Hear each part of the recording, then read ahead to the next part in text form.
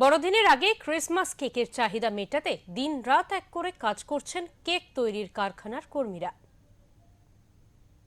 বড়দিন মানে খুশির আমেজ, আলো ঝলমলে সাজ আর সেই সঙ্গে নানা স্বাদের কেক। এই উৎসবকে ঘিরে এখন ব্যস্ততার তুঙ্গে উত্তর 24 পরগনার অশোকনগরের একটি কেক তৈরির কারখানায়।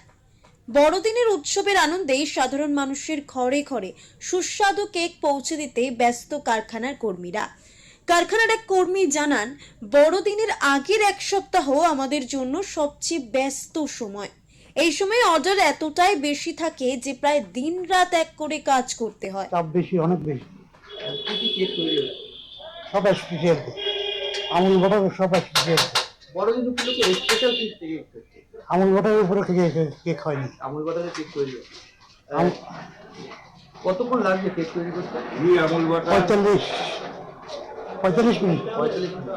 এই যে বড়দিন উপলক্ষে চাপ কেমন হচ্ছে? দিনটা এক করে কাজ দিন রাত সকাল 6টা থেকে রাত 11টা কিভাবে কি তৈরি হয়? এই তো কতটা? আমুল বাটার লাগবে, ঘি লাগবে আর ডিম। আর যা ফ্রুট খাবে ফ্রুট নিজের পছন্দ মতন ফ্রুট নিয়ে আসতে হবে। আর এমনি যদি আপনারা যে বানাচ্ছেন কেক, যেগুলো মার্কেটে বিক্রি হয়, এগুলো মার্কেটে যাবে না, এগুলো যারা বাইরের থেকে লোক ওরা মালপত্র নিয়ে আসে, আমরা বানিয়ে দিই। অশোকনগরের একটি কেক তৈরির কারখানায় দেখা গেল কোথাও কেকের উপকরণ মেশানো হচ্ছে, কোথাও আবার বেক হতে ঢুকছে কেক, আবার কোথাও কেক সাজানোর কাজে ব্যস্ত কর্মীরা। পুরো কারখানা জুড়ে যেন উৎসবের আগে এক আলাদা উন্মাদনা। উপরটা ঘি আছে, বাটার আছে, তারপরে চিনি ময়দা সমান সমান লাগবে। 1 কেজি করতে গেলে 1 কেজি চিনি লাগবে, 1 কেজি ময়দা লাগবে, 25টা ডিম লাগবে, 25টা ডিম লাগবে মিনিমাম। ঠিক আছে, এবার ফুড যদি কম হয় তাহলে 25টা বা 20টা হবে, আর যদি ফুড বেশি হয় তাহলে ডিম বেশি লাগবে। তারপরে আর কি লাগবে?